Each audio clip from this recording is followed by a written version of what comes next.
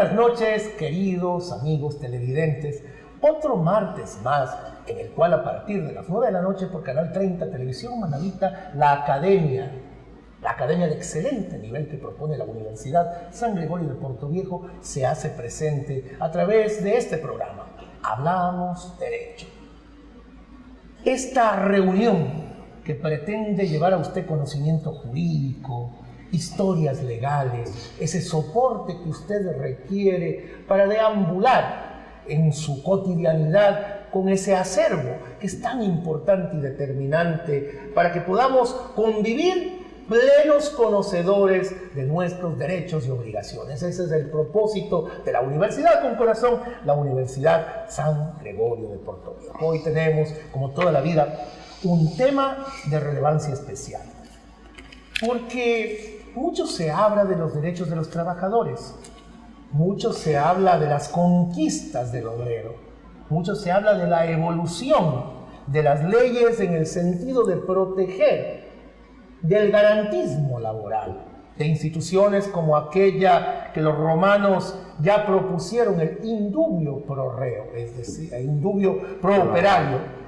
que protege el derecho de quien ejerce la tarea de trabajar para un tercero. De manera que ese tema que hoy proponemos, que ponemos sobre la palestra, que ponemos sobre esta mesa conversacional, de Hablamos Derecho, va a ser llevado de la mejor manera por gente que conoce sobre la temática y que ya nos ha acompañado en este programa y que me honro nuevamente en presentar. Por una parte, el doctor y magíster Dayton Farfán, compañero catedrático de la Universidad con Corazón, y por otra parte, Gabriela Villacreces, también una invitada habitual de Hablamos Derecho, puesto que es una de nuestras alumnas que tiene mayor prosapia, mayor jerarquía, mayor conocimiento y mayor criterio, y por ello, pues, place también contarla entre nuestros invitados permanentes. Así que vamos a arrancar con esta temática. Primero, darle las buenas noches, desearles todo tipo de parabienes, este año que ya comenzó hace unos pocos días y con algún retraso, decirles que toda la felicidad, que toda la plenitud, que toda la luz inunde el camino de nuestros gentiles invitados, pues, y que este sea un año que permita cosas maravillosas, cosas buenas, cosas superlativas, y que sepamos construir sobre la ruta y que seamos constructores de puentes, no de paredes, que es la propuesta permanente de este su servidor. Doctor Dayton Farfán, un gusto. Buenas noches, Alberto, buenas noches, Gabriela. Gracias por la invitación nuevamente de compartir este espacio académico con los televidentes Manavita. Precisamente ahorita el tema que tú me has invitado es precisamente para hablar sobre la historia del movimiento obrero y lógicamente cómo ha evolucionado tanto a nivel internacional como en el Ecuador, y llegar así a lo que es formar o la creación de un proyecto en su inicio en el Cuarto Congreso Obrero, que después se hizo el primer Código de Trabajo ecuatoriano. Correcto, mi querido Dayton, y de eso precisamente vamos a hablar en un instante, luego de haberle dado la bienvenida cálida a nuestra bella amiga e inteligente compañera y además estudiante de luces en la Universidad San Gregorio, Gabriela Villacreces. Gabriela, bienvenida, qué placer nuevamente tenerte con nosotros después de algunas jornadas de ausencia. Muchas gracias por la invitación, para mí es un gusto compartir con ustedes en Hablamos Derecho. Y bueno, ¿no? Conocer la historia del derecho y más aún del derecho laboral siempre va a ser interesante. Primero, para conocer el contexto en el cual se origina, más que nada el derecho laboral, al tratarse de conquistas, es interesante saber qué originó tanto la violación de derechos que creó lo que hoy tenemos como derechos garantizados, ¿no? Muchas gracias, mi querida Gabriela. La masacre de Chicago. Las cruces sobre el agua del 15 de noviembre de 1922 son hitos históricos que nos demuestran que las conquistas del obrero no se han hecho sin que haya en este trajín sangre, sudor y lágrimas. El obrero, menoscabado tradicionalmente por el patrono que se apropia de su fuerza de trabajo, para constituir con ella un patrimonio relevante, ¿en cuántas ocasiones ha vejado, ha minimizado el sentido humano, y el perfil ético de un individuo que lo único que ha hecho es servirle y hacerlo más rico. La esclavitud ha sido otro de los procesos tremendos que hemos debido vivir, pasando por países tan cercanos como Brasil, donde la gesta negra, a través de los quilombos libertarios, permite que los negros tengan un estándar de reconocimiento. Abraham Lincoln, aquello que le costó la vida, declarando la libertad de los esclavos cuando los estados del sur todavía mantenían ese pensamiento esclavista. Y aquí en nuestro territorio, recordábamos hace un instante, pues, el fatídico 15 de noviembre, gente muriendo en ese Guayaquil, lleno de desigualdades provocadas porque muchos tenían poco y pocos tenían mucho. Y de ello, pues vamos a hablar con el experto. Y surge la primera pregunta de cajón. ¿Cuál es esta evolución histórica de las conquistas laborales? ¿Qué ocurre con el derecho laboral en sí? Caminando por los senderos del tiempo y permitiendo que ese obrero menoscabado, no reconocido, vilipendiado muchas veces, socavado en todos sus niveles de autoestima, de tratamiento correcto, se han ido dando y constituyendo nuevas medidas y nuevos marcadores que han permitido esta evolución hasta llegar a lo que hoy tenemos, mi querido doctor Deito. Gracias. Primero es importante mencionar, el movimiento obrero es un movimiento social. Así es. Y históricamente, ¿cuándo surge ese movimiento social, ese nuevo movimiento obrero que se acaba? Precisamente fue a partir de la Revolución Industrial en 1779. Muchos autores lo ponen esa fecha. Y digo muchos autores porque hay muchos también que mencionan que la Revolución Industrial y básicamente la aparición del movimiento obrero es entre 1860 y 1870. Es decir, una década donde se fue desarrollando y evolucionando la industria y la fábrica. Aparece el obrero propiamente dicho, en Inglaterra precisamente. Ahí surgen dos situaciones. Aparece el proletariado y se siente la hegemonía social por parte de la burguesía, que era un nuevo orden social que se acaba de crear en la humanidad. Todo eso conllevó que Europa también comenzó a evolucionar a través de fábricas y posteriormente llegar a lo que es la Revolución Francesa, que también se forman las primeras cofradías que llegan a ser como los primeros sindicatos. Bajo los principios axiomáticos de estos universales de liberté, égalité et fraternité. Libertad, igualdad y fraternidad. Sí, y la situación es que en sus inicios el movimiento obrero fue un movimiento desorganizado, no tenía una orientación ideológica ni política y básicamente la primera acción se la lleva a cabo a través del ludismo, que Ned Lutz, que era un tejedor inglés, lo que hace fue culpar a las máquinas como que fueran culpables de la situación del poder adquisitivo de la clase obrera. Y lógicamente lo que hace es dañar y quemar las fábricas. Podemos decir que fue la primera expresión del movimiento obrero hacia nuevas conquistas a posterior. Muchísimas gracias, doctor Víctor Farfán. Mi querida Gabriela, ¿qué opinión te merece la lucha obrera en sí? A ver, replanteemos, ¿no? La circunstancia histórica que acaba de establecer el abogado, en la cual se promueve por primera vez el movimiento obrero, fue la Revolución Industrial, ¿no? Esta lo que hace es dividir las clases sociales y las marca más de lo que tal vez ya estaba.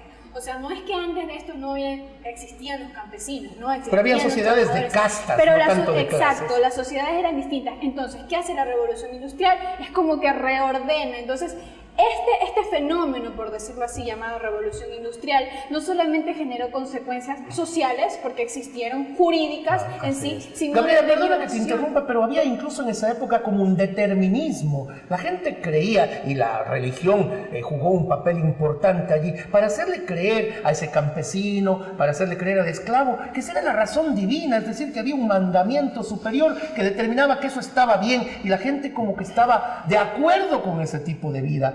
Al parecer en la Revolución Industrial entonces ya surge como la conciencia del obrero. Pero mira, las problemáticas sociales y jurídicas también se originan a través de los estándares sociales y inclusive la moral media de un pueblo. Es decir, lo que se espera lo que el pueblo espera de la sociedad, ¿sí? De su gobierno, es lo que el pueblo busca. Entonces, si tú me preguntas por qué ellos creían tanto que eso era correcto, podríamos decir que inclusive en la actualidad hay sectores que siguen promoviendo que eso es lo correcto, cuando está demostrado que, o sea, no es demostrado, no son criterios que no precisamente son así.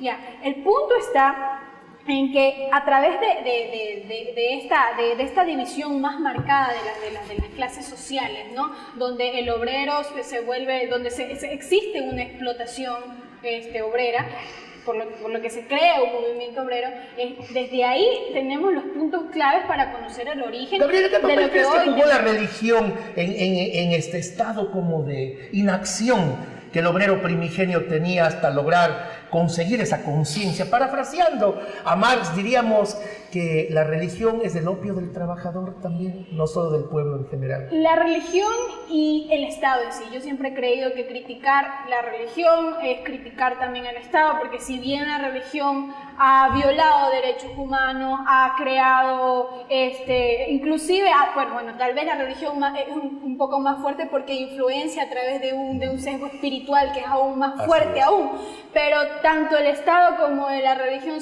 han sido históricamente violadores, son los mayores violadores de derechos humanos. Por lo tanto, criticar los orígenes de la religión es criticar los orígenes también de un Estado violador de derechos. Gracias, mi querida Gabriela. Y miren, el tiempo ha volado porque estamos con expositores brillantes, además que conocen de la historia, de la evolución del derecho laboral y las conquistas de los obreros. Así que volveremos con este tema importantísimo en apenas unos instantes después de anuncios institucionales. Por favor, no cambie de canal. Esto es Canal 30, Televisión Manavita, y esto lo propone la Academia, la Universidad San Gregorio de Puerto Viejo. Retornamos.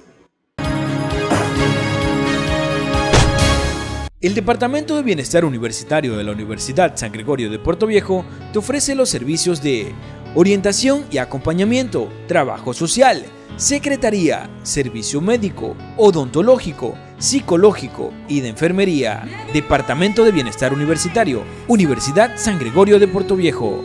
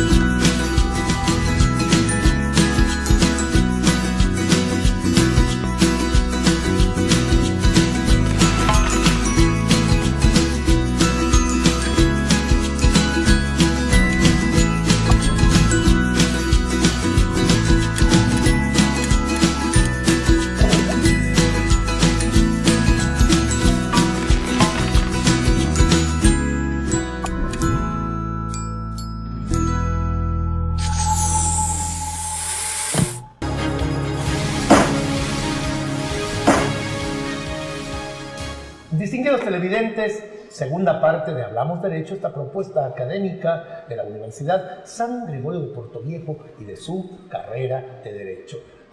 Aprovechamos la oportunidad para saludar a los dignatarios de esta universidad que dan su empuje, su aporte, su apoyo para que este tipo de iniciativas sigan adelante. Queremos agradecer al señor director de la carrera, Jorge Luis Villacreces, y por otra parte también a nuestro señor rector, el doctor Marcelo Farfán Intriago, que este momento, por lides políticas, ha encargado el rectorado a un digno caballero, también como es el arquitecto Jaime Alarcón, a quien también abrazamos a través de este medio, agradeciendo por ese empuje de todos los tiempos para hacer que tanto nuestros programas radiales cuanto esta programación televisiva siga con la vigencia plena y siga con fuerza en este nuevo año, ya en esto que podríamos denominar la segunda temporada de Hablamos Derecho desde su versión televisiva. Estamos aquí, como ustedes ya lo conocen, con el doctor Dayton Farfán.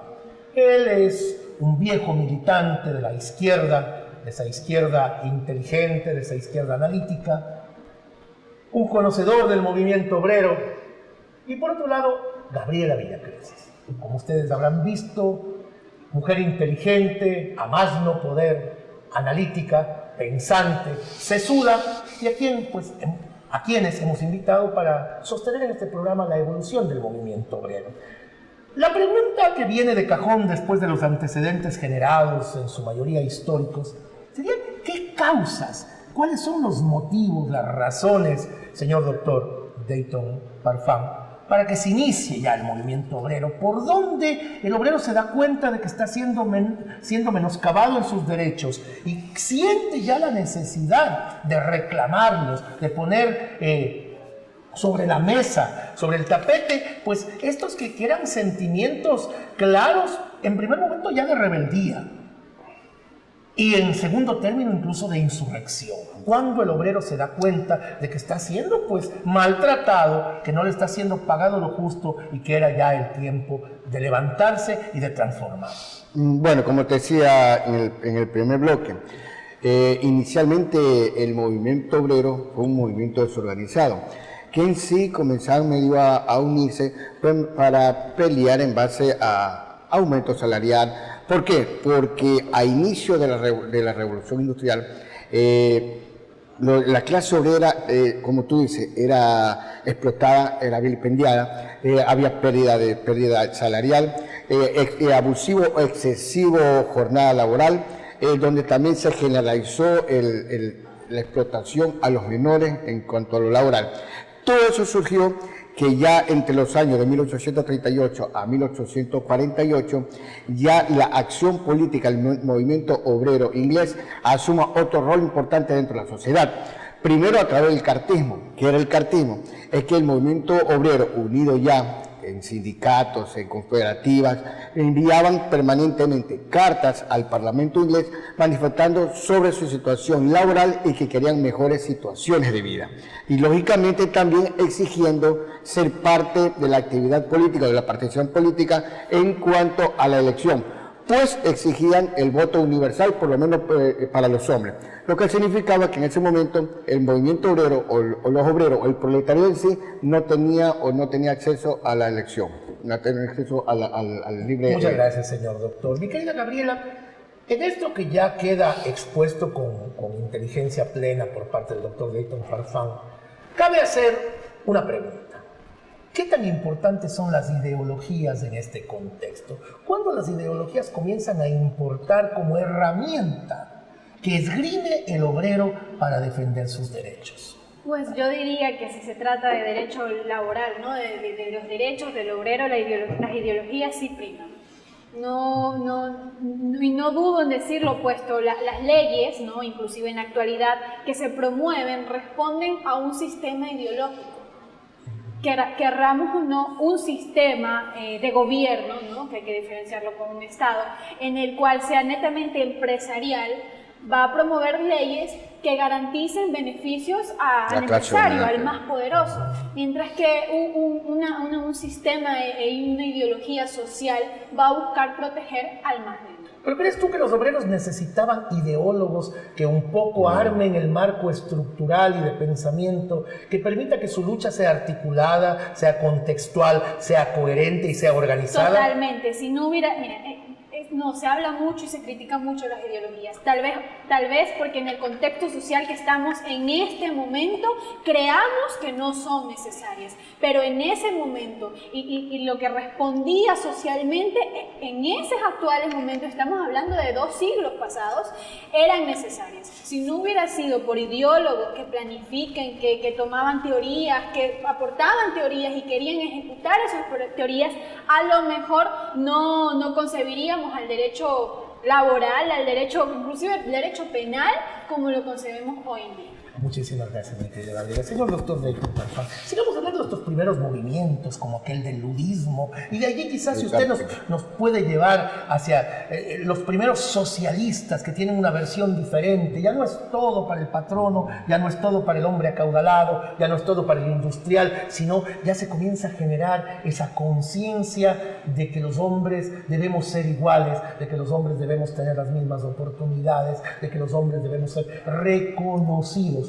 Primero, en la valoración de nuestro ser supremo, que es ese ser interior que debe ser respetado desde un punto de vista ético, desde un punto de vista de las libertades, de todas esas garantías plenas que debían ejecutarse. ¿Cuándo despegan estos movimientos y cuándo se vuelven ideologías y en qué momento aparecen estos visionarios socialistas utópicos en alguna medida que plantean ya una nueva forma de ver el mundo? Ya, precisamente cuando ya asume el movimiento obrero un rol político o se activa en política, muchos precisamente dueño de fábrica, porque a veces es medio antagónico, no llega precisamente por parte de la clase trabajadora, sino precisamente aquellos dueños de fábrica, que comienzan a crear una nueva sociedad. Hubieron tres personas importantes como fue Saint-Simon, Fourier y Owen, que eran, les repito, eran personas pudientes, adineradas, dueños de su fábrica, pero que tenían otra concepción de la vida. La concepción de lo que ellos tenían era la no explotación de sus trabajadores. Ya comenzaron en su imaginario a crear una nueva sociedad. Una nueva sociedad, a lo mejor no aún elevándolo a un nivel científico como Carlos Marx, por eso se lo determinó o se lo denomina como el socialismo utópico, es decir, crear una nueva sociedad, pero todavía sin llegar a elevarlo a nivel científico, como dijo Carlos Marx. Y ya después, más o menos en 1848, con la primera internacional comunista, después que se creó el manifiesto del Partido Comunista por parte de Carlos Marx y Federico Engels, lógicamente ya se eleva a ciencia la lucha. Comuna de París, un fantasma recorre Europa, el fantasma del comunismo. Efectivamente, y ahí ya nace como ciencia en sí la lucha de los trabajadores por mejores condiciones de vida. Bien, doctor, muchas gracias. Estimada Gabriela, ya el doctor Dayton Farfán ha hecho una antesala del marxismo. Marxismo, corriente importante que ha marcado la historia y la divide en dos. Porque a partir de la revolución bolchevique, la revolución de octubre de 1917, en la que Vladimir Ilich Lenin destrona a la dinastía Romanov del zar Nicolás II, que había mantenido en el feudalismo a una Rusia que nunca se volvió industrial, sino que saltó directamente del feudalismo a una sociedad socialista. Y eso cambia los arquetipos políticos, cambia los arquetipos universales. Intentamos algo como antecedente también. Carlos Marx toma dos corrientes ya existentes: el materialismo de Feuerbach, por una parte, y el idealismo dialéctico hegeliano, descartando la parte idealista, pero sí tomando la dialéctica, la tesis, la antítesis, la síntesis de Hegel. Y conjuga estas dos ponencias filosóficas para aunarlas en una interpretación materialista, histórica, dialéctica de la historia, del desarrollo de los pueblos. ¿Cuál crees tú que sea la importancia del marxismo, más allá de que nosotros seamos o no creyentes que esa ideología ha sido positiva o negativa, más allá de ese análisis? ¿En qué medida trasciende el marxismo en su momento porque permite precisamente una visión diferente de Estado, una visión diferente de producción y más que nada descarta eso que se creía una realidad divina, la existencia solamente de la propiedad privada de los medios de producción? Mira, mi criterio acerca del tema y del marxismo, yo creo que el marxismo cuando nació respondía, como dije hace un momento histórico. Si tú me preguntas ahora en la actualidad qué pienso, pues definitivamente no. Yo creo que el momento histórico en el que estamos no da para teorías como teorías marxistas, no da, mejor dicho, yo sí creo que en estos momentos... Ya lo vamos a escuchar, doctor Dayton. Sí, yo sí creo que en estos momentos no debemos dejar a un lado este tipo de sesgos, de este tipo de teorías e ideologías, porque estamos en un momento histórico distinto en el cual, no sé si decirlo de esta manera, crear nuevas teorías sea realmente lo adecuado, pero sí deben crearse nuevas formas Así como hubieron los ideólogos y todos estos autores que acaban de nombrar en ese momento, yo creo que es necesario que hoy en día empiecen a salir nuevas teorías económicas, políticas, sociales. Muchas gracias. Son necesarias. Muchas gracias. Señor doctor Dayton Farfán, lo veía que usted ya se sobaba las manos, que estaba ansioso por poder tomar la posta y contestar a nuestra buena amiga Gabriela, a nuestra buena amiga Gaby. Usted es un marxista, es un hombre que cree en esta postura de pensamiento y que comparte en alguna medida ideologías conmigo. Yo entiendo también que el mundo debe ser más justo. Esa es mi postura general, que nadie debe tener demasiado, sino aquello que necesita, y que sí deberían estar repartidas de mejor forma las riquezas. En esa medida coincidimos, pero ¿cree usted que el marxismo, a contrario sensu de lo que Gabriela nos ha establecido, aún es vigente, aún sigue siendo una herramienta del obrero, aún sigue siendo una línea de pensamiento que permitirá conquistas a futuro, aún puede instaurarse una verdadera sociedad socialista donde el obrero cumpla el rol que le corresponde por méritos y por historia? Por supuesto, la lucha de clase continúa. El movimiento obrero aún subsiste a nivel mundial. La explotación al movimiento obrero subsiste en la actualidad. Y el momento que todavía hay esta situación antagónica entre el capital y el ser humano, el marxismo como esencia natural para proteger al más débil es vigente en la actualidad. Todavía creemos los marxistas que se puede construir un socialismo puro, científico, donde existe lo que tú me mencionabas principalmente, la justicia social, que es lo más importante. Yo soy uno de esos creyentes de que la justicia social es el determinante, es la regla, es el nomón del que hablaban los antiguos griegos, pero traducido a la época contemporánea, que va a permitir que vivamos en sociedades equilibradas y, como decía Dayton, más justas. Es tiempo de hacer una pequeña pausa y miren que este debate se va poniendo interesante y muy agradable. Retornamos en instantes, por favor, no cambie de canal. Somos Canal 30, Televisión Manavita, y esto es la Academia, la Universidad San Gregorio de Puerto Viejo, llegando a usted a través de Hablamos Derecho. Ya volvemos en apenas unos instantes. El Departamento de Bienestar Universitario de la Universidad San Gregorio de Puerto Viejo te ofrece los servicios de orientación y acompañamiento, trabajo social, secretaría, servicio médico, odontológico, psicológico y de enfermería. Departamento de Bienestar Universitario, Universidad San Gregorio de Puerto Viejo.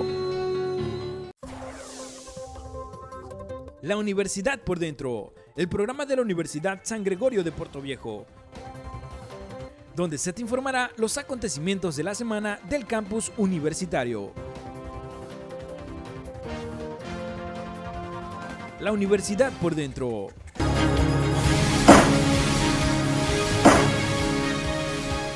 Distinguidos amigos televidentes, con ustedes para este tercer bloque de Hablamos Derecho. Esta interesante propuesta que formula la carrera de Derecho y la universidad en sí. Estamos hablando, por supuesto, de la Universidad con Corazón, la Universidad San Gregorio de Puerto Viejo, llevando este programa hasta su casa para que usted nos permita ser pues un habitante momentáneo más de ese su hogar, llegando con conocimientos importantes de derecho, de juridicidad, y también, ¿por qué no?, de las obligaciones que tenemos todos los habitantes del entramado social para poder vivir en armonía. Hoy hablamos de qué? De un tema pues vital, determinante, sobre el que usted debe conocer con certeza como parte de la cultura general, como parte del entendimiento básico de cómo funcionan los órdenes dentro de nuestro esquema social. Estamos hablando de los derechos de los trabajadores, de su evolución. Hemos tocado ya en parte la historia,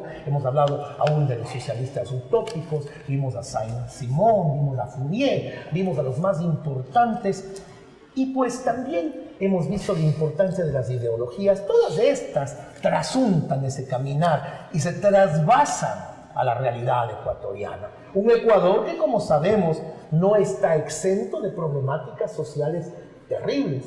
Recuerden que la propia gesta libertaria, en la que se cometieron todos los excesos del mundo, mitas, obrajes, batanes, un indio que solamente nació para recibir el sentido punitivo de la ley, pero que jamás fue beneficiado por ella. Y esta etapa no se termina con la gesta libertaria, con Simón Bolívar y su visión de unificar.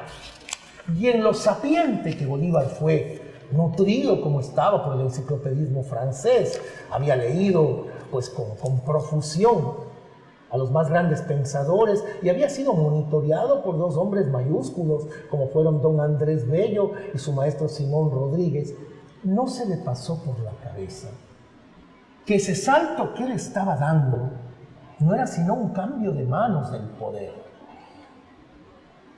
De la corona española a esta nueva casta formada en América de los criollos, que no eran sino españoles nacidos en este territorio. Pero las cosas no cambiaron para el obrero, no cambiaron para el campesino, no cambiaron para quien trabajaba en labores de albañilería, para quien soldaba los baldes, que usaba este español, sea nacido en España, sea nacido en nuestra tierra. Entonces fue simplemente un cambio de manos, que ese es el único análisis justo que tiene que ver con la gesta libertaria. Pasó el poder de manos de los españoles a los criollos, que no eran sino españoles nacidos en esta tierra.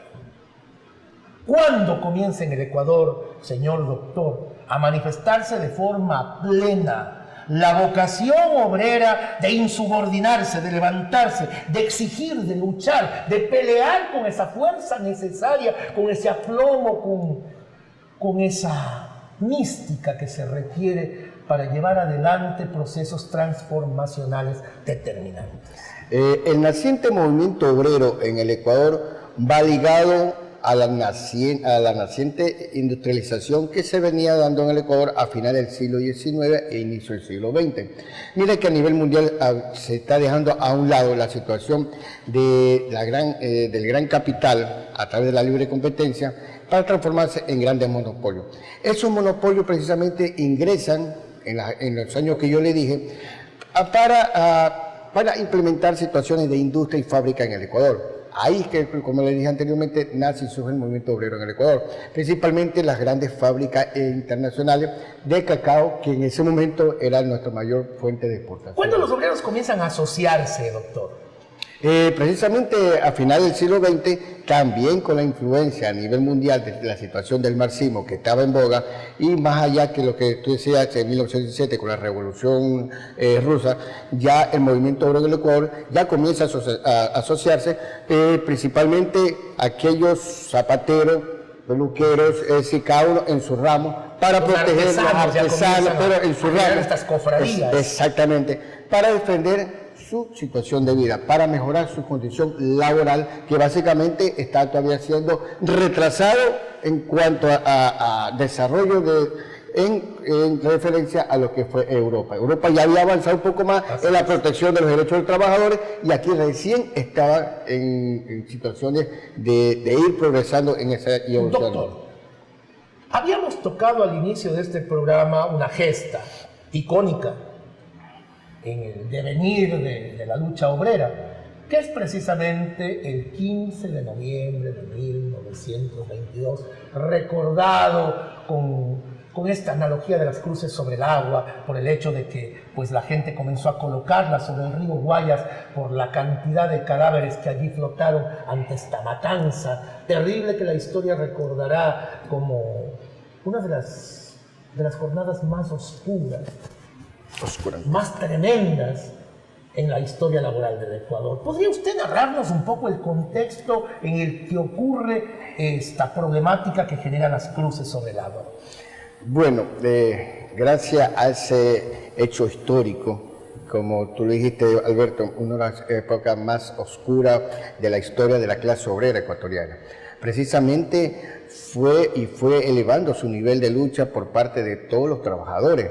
Inclusive se agruparon y muchas personas de otras asociaciones que pertenecían no solo a la ciudad de Guayaquil, no solo a la provincia de Guayas, se sumaron a esa lucha y fueron a la ciudad de Guayaquil a reclamar por mejores condiciones de vida, por mejores situaciones salariales y laborales. Precisamente nunca imaginaron que en ese momento el gobierno dictatorial iba a recibirlo con bala y lógicamente lo que fue una masacre al pueblo trabajador ecuatoriano, al pueblo obrero ecuatoriano. Y lo que hicieron fue simplemente los cadáveres de los obreros caídos en las calles de Guayaquil fueron lanzados al río Guaya. Ahí surge la situación de las cruces sobre el agua, que fue elevado a una obra literaria. Así es, una excelente novela que marca este momento terrible. Mi querida Gabriela, ¿cómo ves tú el desarrollo ya en el Ecuador? Conversamos contigo del ámbito universal, de las conquistas de los trabajadores. ¿Crees tú que de alguna manera, incluso este momento, porque alguien así lo ha dicho y quizá con algo de razón, se ha silenciado el movimiento obrero? Ya no se escucha pues el clamor de estos grupos que antaño siempre tenían una voz permanente para reclamar. ¿En qué medida quizá las conquistas ya fueron tan plenas que no se necesita otras, o debemos seguir luchando por consecuciones permanentes? ¿Qué pasa con el movimiento obrero en el Ecuador? Mira, yo creo que las luchas deben proseguir, ¿no? Todo empieza siendo una utopía y es algo que yo siempre lo dije, ¿no?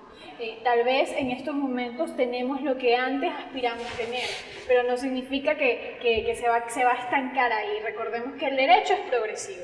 Siempre vamos a aspirar a que las condiciones mejoren, ¿no? Y en este caso, las condiciones del trabajador, que es el sector más vulnerable, es la parte vulnerable en esta relación entre obrero y patrono, en la parte más débil. Las condiciones para que esté de forma satisfactoria tienen que mejorar.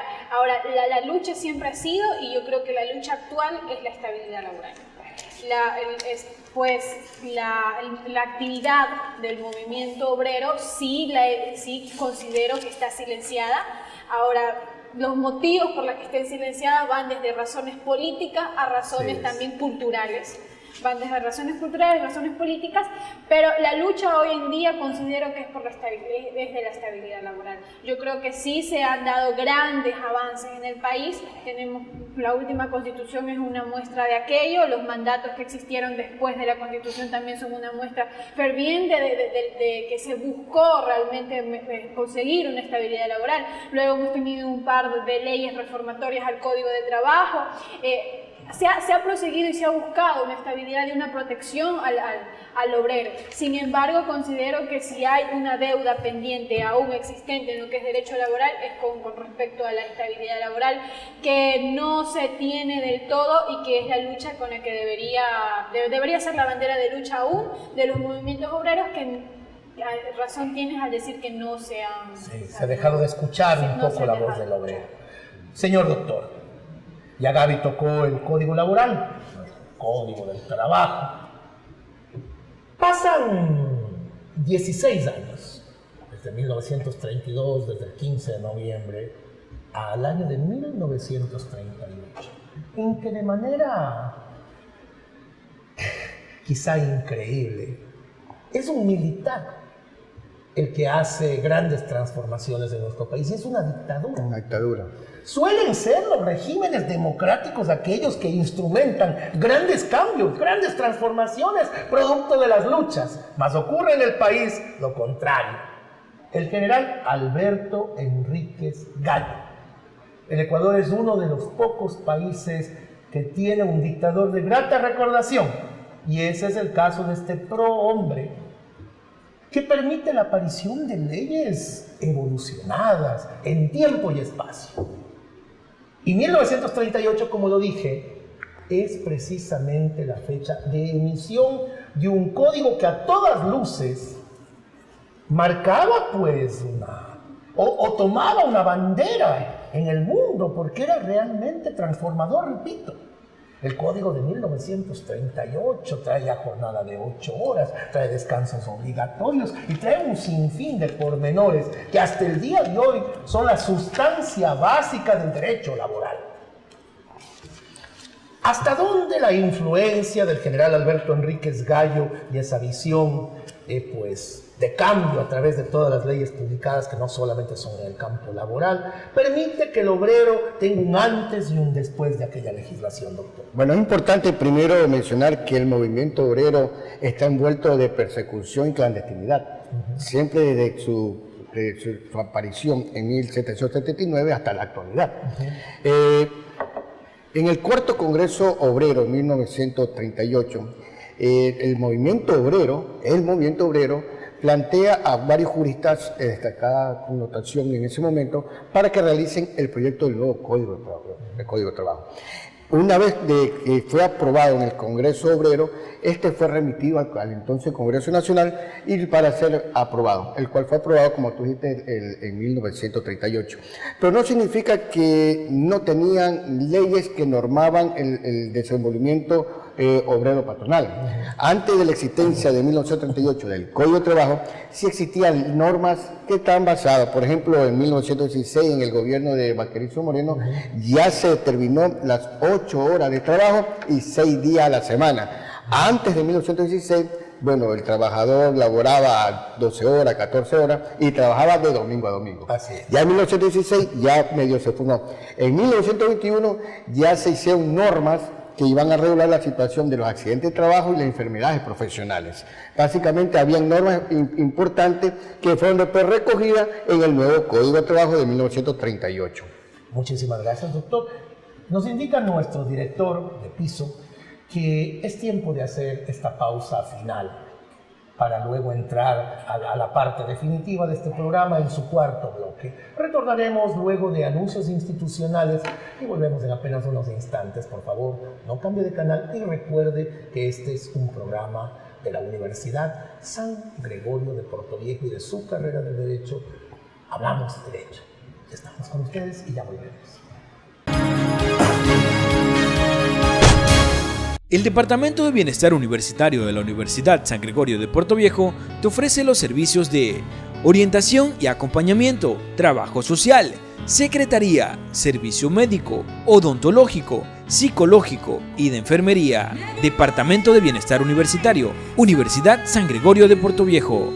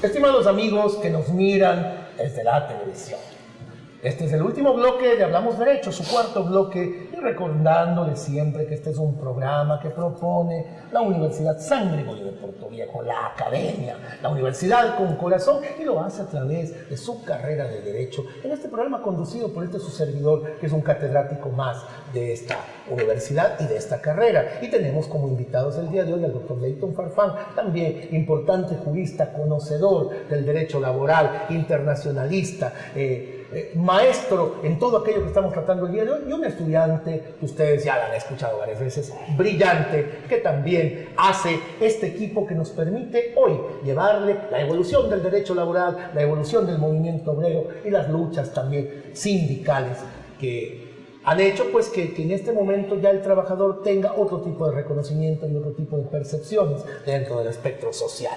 Mi querida Gabriela, ¿qué pasa hoy en día? ¿Qué grandes reformas han habido?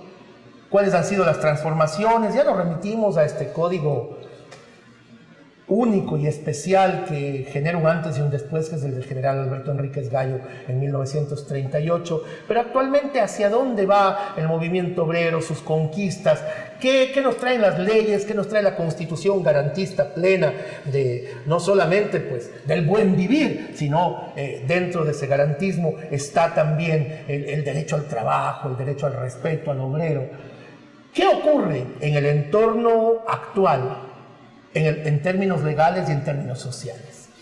A ver, en el aspecto legal, yo creo que para lo que corresponde a los movimientos obreros y las asociaciones de estos para luchar por sus derechos, existen, ¿no?, las normativas pertinentes para que lo realicen. Yo creo que si revisamos nuestra ley laboral podemos darnos cuenta que están garantizadas las creaciones de sindicatos, la protección a estos. Tuvimos no hace mucho una ley para la justicia laboral en la cual se garantizaba inclusive la estabilidad de los dirigentes sindicales cuando empieza la creación de estos movimientos. Yo creo que una cuestión legal no es, inclusive si me habla la Constitución, garantiza el pleno empleo, y el artículo 327 me parece que enumera un montón de principios para garantizar que el trabajador realmente pueda conseguir todos estos derechos, ¿no?, de los que nos hablan universalmente y también intranormativamente. Ahora, yo creería y estoy algo convencida de que se trata de un contexto y un problema social. Yo creo, ¿no?, que también es social e inclusive algo político. Si nosotros revisamos un poco las noticias actuales de países europeos, nosotros observamos que a pesar de que creemos que existe una gran progresividad de los derechos de estos, existen protestas cada vez y cuando de los sectores laborales y de los sectores vulnerables. Existen siempre. La pregunta es ¿por qué aquí ya no hay protesta? Porque la protesta va a ser necesaria siempre. O sea, no se trata simplemente de un anarquismo o de un vandalismo, sino que es necesario que exista un ánimo de protestar para que las cosas mejoren. Entonces, va desde el ámbito de un contexto social a un contexto político, sea este por miedo a algún tipo de represión o a algún tipo de medida contraria a estos sectores. Cuando la sociedad es sorda, solo nos escuchan levantando la voz, dice un viejo adagio. Doctor, ¿por qué se ha dejado de levantar la voz del movimiento obrero? ¿Será acaso que ya están satisfechas sus demandas? ¿Será acaso que ya hemos llegado a la panacea en los ámbitos laborales y que el obrero tiene todo cuanto puede pretender? ¿Será acaso que los movimientos obreros han tomado partido y que ya no impulsan a quienes los forman para en algún momento salir a las calles? Y ojo, yo no soy de los defensores del paro sin razón, de la huelga sin razón, del tirar piedras en las calles o del quemar llantas el día que nos parezca. Yo creo en el orden, pero naturalmente en una sociedad que tiene que partir de respeto, y no permitir libre acceso es irrespetar. Pero sí creo que existen formas en las cuales el obrero puede hacerse escuchar, puede tomar ahora ámbitos como las redes sociales, tiene otros mecanismos como son la radio y la televisión para exteriorizar su inconformidad y que su voz siga retumbando y que las conquistas no paren. Yo siento, y lo siento de corazón, y eso a veces me duele, pro laboralista como he sido toda la vida, que se acalló la voz del obrero, se acalló la voz de los sindicatos. Dígame usted un sindicato de relieve que se haya hecho escuchar en los últimos años. No lo encuentro. ¿Qué está pasando en el Ecuador, doctor? Todo es conciencia social, todo es conciencia política. Desafortunadamente el movimiento obrero actual ya no sirve una política marxista. Ya no le interesa la lucha de clase. Y básicamente eso es lo que conllevó en su momento a los levantamientos de la clase obrera, inclusive para la toma de poder. Ahora, actualmente el movimiento obrero ya no goza de una conciencia ideológica definida. Ya la lucha de clase para ello no existe. Pero sin embargo, de una u otra forma, ciertos movimientos obreros, ciertos dirigentes de obreros, todavía con una concepción, tratan de organizar al nuevo movimiento obrero. Pero es muy difícil cuando ha sido degenerado por el propio sistema capitalista, los sindicatos. El sindicalismo con esencia pura, que es la defensa de su clase, ya no fue utilizado para tal, sino también el sindicalismo fue utilizado por los propios gobiernos neoliberales precisamente para meter a su gente y desnaturalizar la situación y aplacar el movimiento obrero.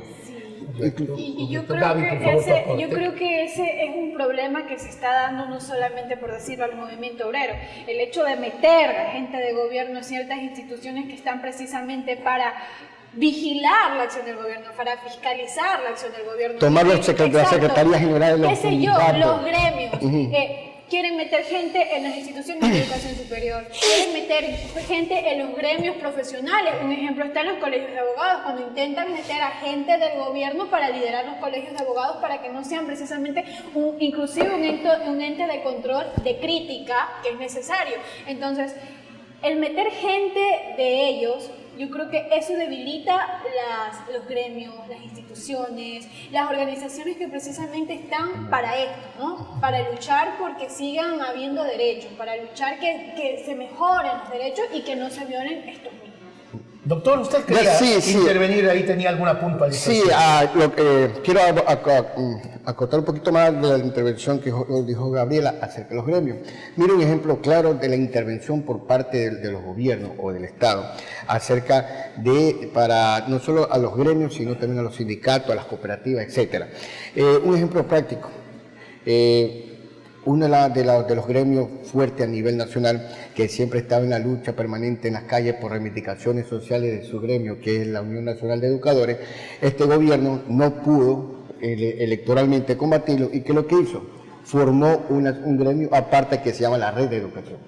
Y lo limitó la salida a la calle a reclamar su justo derecho a los maestros, sacándolo, destituyéndolo del cargo con situaciones que iban a lesionar y a lacerar sus situaciones laborales. Por eso es la situación de aplacar el movimiento obrero y aplacar el que se levanten por situaciones justas de reclamo. Muchas gracias, doctor. Quiero terminar este programa con un análisis. En días pasados, Gaby, señor doctor, tuve la oportunidad de entrevistar en el noticiero de la mañana de San Gregorio Radio 106.1, póngale oído que les invito a escuchar, a uno de los voceros del gobierno, un joven legislador inteligente, sí. Y le hacía yo una pregunta. Me voy a salir un poco del contexto del sindicalismo, me voy un poco a salir del rol del obrero tradicional, porque en este momento hay alguien que se encuentra menoscabado. Al final de cuentas, todos somos trabajadores. Pero hay una franja que es quizá la franja más perjudicada. Recordemos que hoy se están dando todo tipo de oportunidades a los jóvenes, y eso está bien. Hay consideraciones especiales para la tercera edad, y eso está bien. Pero hay una franja que cada vez se siente más deteriorada, se siente menos tomada en cuenta y a la que se le generan menos oportunidades, que es esa franja que va entre los 45 y los 65 años. En la que muchos de nosotros nos encontramos. Gente todavía con capacidades de aportar, todavía con visión, todavía con ánimo, con fuerza, con enjundia, con determinación para emprender cualquier tarea en cualquier campo. Recordemos que las más grandes obras de la humanidad en el campo literario, en el campo pictórico, en todos los campos que usted quiera tomar en cuenta, han sido realizados por gente que viene en esta edad importante y productiva del ser humano. Pero nuestra legislación garantiza la participación de los jóvenes. Muy bien, garantiza la participación de aquellos que tienen cierta limitación física. Muy bien, excelente. Garantiza la participación de las mujeres. Excelente. Todo aquello son conquistas y avances. Pero ¿qué pasa en el campo laboral con ellos o con nosotros, que nos encontramos en esta banda terrible, donde ya nadie quiere contratar al obrero que tiene sobre los 45 años, donde ya nadie genera posibilidades para el profesional que está sobre esta banda? ¿En qué medida, doctor, ahora que estamos hablando de derecho laboral, el nuevo derecho laboral, y además los nuevos asambleístas, estos nuevos legisladores, tienen que tomar conciencia que en el Ecuador no solamente hay jóvenes, no solo hay ancianos, no solo hay mujeres, no solo hay gente que tiene capacidades especiales? Hablemos también... Edad media. Claro, edad media. La gente de esta edad media, y no hablando de la edad media hasta que arranque del 400 hasta el 1492, del que se termina con el Renacimiento, esta edad provecta, sí, edad importante, en la que ya no se generan oportunidades laborales. Ninguna empresa contrata a hombres de más de 45 años. Poner su carpeta termina siendo un juramento a la bandera. Doctor, ¿cómo legislar? ¿Qué hacer si el derecho laboral debe también mirar a este segmento tan importante? Lo que pasa es que en ese sentido es un poco más complicado, porque recuerde que la situación, la institución pública puede tener un concepto más apropiado, pero la situación de una empresa privada, ¿usted cómo puede exigir a un patrono que tiene una empresa a quién escoger? Es difícil, y la situación de una estabilidad laboral para mí es una situación de ilusión, porque no existe una real... Pero no, ahora es lo que se busca y yo creo que es la materia más pendiente que hay. Ahora... Pero un ratito, si estamos hablando de estabilidad laboral, todo el mundo habla de estabilidad laboral, eso ya es un romanticismo, porque el día de mañana yo tengo una empresa, básicamente, Alberto tiene 3 años conmigo, 4 años conmigo. Estamos con el tiempo, un minutito por favor para cada uno para terminar las ideas. Ya, yo cojo y lo despido, pago la indemnización, donde quedó la estabilidad laboral que dice. En cuanto a la situación que tú decías de la edad media, no podemos nosotros tampoco exigir a los empresarios, a los dueños de fábrica, que es decir, usted cojan a tal persona, a tal edad o a tal edad. Uno tiene derecho también a escoger sus trabajadores. Tus palabras finales, estamos ya con el tiempo, nos dice nuestro señor director. Es cierto, ¿no? Pero se crean estímulos para aquello. Hace un tiempo no contrataban a jóvenes. El problema que ahora tienen en la edad media, como lo mencionabas, lo tenían los jóvenes porque simplemente creían que los jóvenes no teníamos experiencia y no contrataban jóvenes.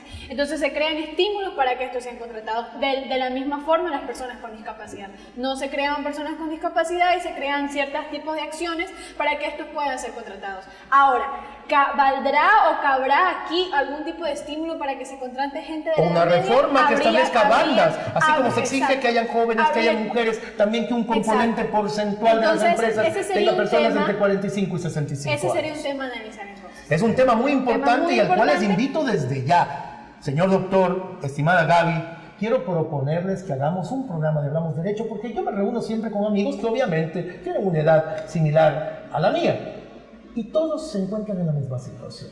Yo soy un catedrático en esta universidad, no tengo ningún problema, estoy satisfecho del trabajo que tengo, lo hago con mucho cariño, pero existen muchísimos de mis coetáneos que lastimosamente no están en la misma situación. Proponerles este programa para hablar del trabajo en esto que ustedes han bautizado con mucha propiedad como la edad media, esta edad madura, laboral, y entonces así lo haremos y los comprometo para ello. Muchísimas gracias, amigos televidentes. Miren ustedes, este programa realmente ha corrido como agua, porque cuando se está con personas que conocen de la materia y que además tienen un criterio docto, ilustrado, claro, transparente, es muy sencillo conducir esta tarea. Este fue su amigo y servidor, el doctor Alberto Vélez León, quien les dice muy buenas noches. Esto fue Hablamos Derecho, un programa de la Universidad con Corazón, la Universidad San Gregorio de Puerto Rico. Hasta siempre, con este abrazo.